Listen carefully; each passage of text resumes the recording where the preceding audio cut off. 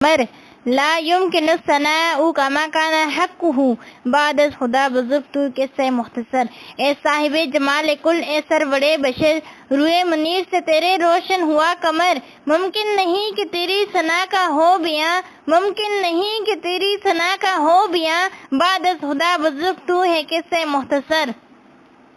آج میں جس موضوع پر لب کشائی کرنے جا رہی ہوں وہ ہے نبی کریم صلی اللہ علیہ وآلہ وسلم کی حیات مبارکہ، نسب مبارک۔ سیدنا محمد صلی اللہ علیہ وسلم بن عبداللہ بن عبد المطلب بن ہاشم، والدہ کا نام حضرت آمنہ بنت وہب۔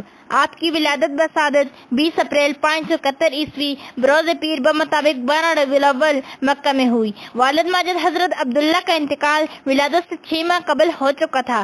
آپ صلی اللہ علیہ وآلہ وسلم کی کفالت آپ صلی اللہ علیہ وسلم کے دادا حضرت عبد المطلب نے کی اور سیدہ حلیمہ سعدیہ آپ کی رضائی ماں ہیں۔ پھر آپ صلی اللہ علیہ وسلم کی عمر مبارک 6 سال کی ہوئی تو آپ صلی اللہ علیہ وسلم کی والدہ ماجدہ آپ صلی اللہ علیہ وسلم کو مدینہ آپ صلی اللہ علیہ وسلم کے ننہال لے گئیں۔ واپسی میں بمقام ابوا ان کا انتقال ہوا اور آپ صلی اللہ علیہ وسلم کی پرورش ایمن کے سپرد ہوئی۔ 8 سال کے ہوئے تو دادا کا سایہ بھی سر سے اٹھ گیا۔ کفالت کا ذمہ آپ صلی اللہ علیہ وسلم کے چچا حضرت ابو طالب نے لیا۔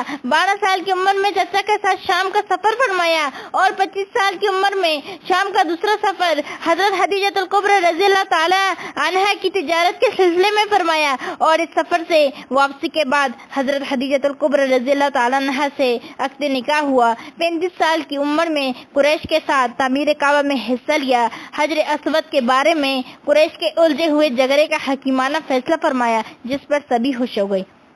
تعلیم و تربیت، آپ صلی اللہ علیہ وسلم یتیم پیدا ہوئے تھے اور ماحول و معاشرہ سارا بت پرست تھا، مگر آپ صلی اللہ علیہ وسلم بغیر کسی ظاہری تعلیم و تربیت کے نہ صرف ان تمام علائشوں سے پاک صاف رہے بلکہ جسمانی ترقی کے ساتھ ساتھ عقل و فہم اور فضل و کمال میں بھی ترقی ہوتی گئی، یہاں تک کہ سب نے یکساں و یک زبان ہو کر آپ صلی اللہ علیہ وسلم کو صادق و امین کا خطاب دیا۔ بعد میں آپ صلی اللہ علیہ وسلم کو خلوت پسند آئی، چنانچہ غار حرا میں کئی راتیں عبادت میں گزر جاتی۔ نبوت سے پہلے آپ صلی اللہ علیہ وسلم خواب دیکھنے لگے، خواب میں جو دیکھتے ہو بہو وہی ہو جاتا۔ حضور اکرم صلی اللہ علیہ وآلہ وسلم کی سیرت طیبہ کا ہر پہلو نرالا اور امت کے لیے مینار ہدایت ہے۔ کسب حلال کی یہ اہمیت کہ تجارت جیسا اہم پیشہ اختیار فرمایا اور التاجر الصدوق الامین، امانت دار سچے تاجر کی صورت میں سامنے آئے۔ صداقت و امانت کے ایسے گرویدہ کہ بچپن سے آپ صلی اللہ علیہ وسلم الصادق الامین کے لقب سے یاد کیے جانے لگے، اور دوست دشمن بھی آپ صلی اللہ علیہ وسلم کے اس وصف کا اقرار کرتے تھے۔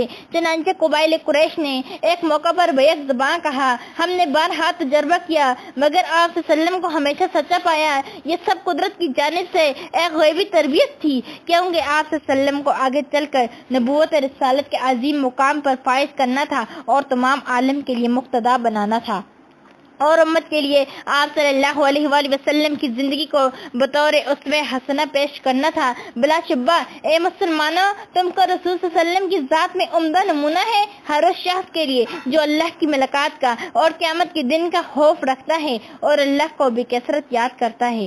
جب عمر مبارک 40 سال کو پہنچی تو اللہ کے حکم سے اعلان نبوت فرمایا۔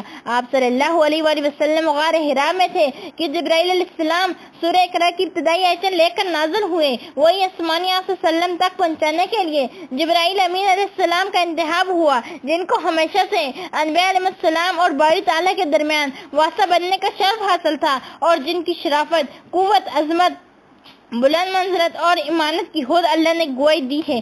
دعوت و تبلیغ، ابتدا آپ صلی اللہ علیہ وسلم نے پوشیدہ طور پر دعوت و تبلیغ کا سلسلہ شروع فرمایا۔ ابتدائی دعوت پر عورتوں میں حضرت خدیجہ الکبریٰ رضی اللہ تعالیٰ عنہا، مردوں میں حضرت ابو بکر صدیق رضی اللہ تعالیٰ عنہ، بچوں میں حضرت علی رضی اللہ تعالیٰ عنہ، آزاد شدہ غلاموں میں حضرت زید بن حارثہ رضی اللہ تعالیٰ عنہ، اور غلاموں میں حضرت بلال رضی اللہ تعالیٰ عنہ سب سے پہلے ایمان لے آئے۔ ان کے بعد بہت سے آزاد اور غلام اس دولت سے بہرہ مند ہوئے۔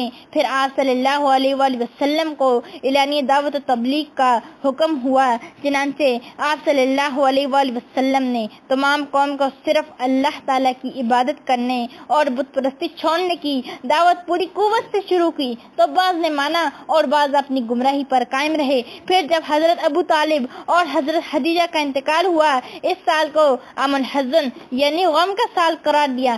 آپ کے شفیق چچا کی وفات کے بعد کفار نے اظہار ثانی کا سلسلہ بڑھا دیا، چنانچہ اللہ کے حکم سے آپ نے مدینہ ہجرت کی۔